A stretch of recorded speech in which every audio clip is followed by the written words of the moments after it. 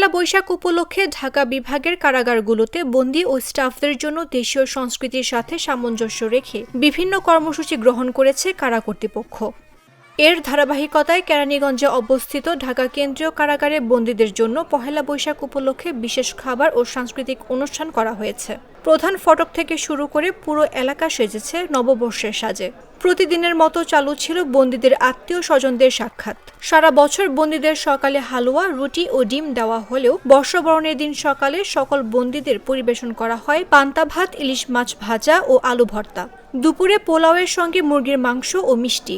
রাতের খাবারে থাকবে ভাত, আলুর দম বা ছোলার ডাল। এছাড়াও কারা স্টাফ ও পরিবার নিয়ে সকালে আনন্দ র্যালি বের করা হয়। পহেলা বৈশাখের আনন্দ কারাবন্দীদের মাঝে পৌঁছে দিতে কারাগারের অভ্যন্তরে সাংস্কৃতিক অনুষ্ঠানের আয়োজন করা হবে। অনুষ্ঠানের কারাবন্দীদের একটি গ্রুপ পারফর্ম করে ও সাধারণ বন্দীরা উপভোগ করে। কারা কর্তৃপক্ষ বলছেন, নতুন বাংলাদেশে কারাগারকে নতুনভাবে উপস্থাপনার চেষ্টা চলছে।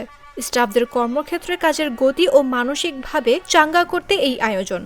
এছাড়াও বন্দীরা তাদের স্বজনদের থেকে দূরে আছে, তাদের মাঝে পহেলা বৈশাখের আনন্দ ছড়িয়ে দিতে বিশেষ খাবার সহ তাদের বিনোদনের ব্যবস্থা করা হয়েছে।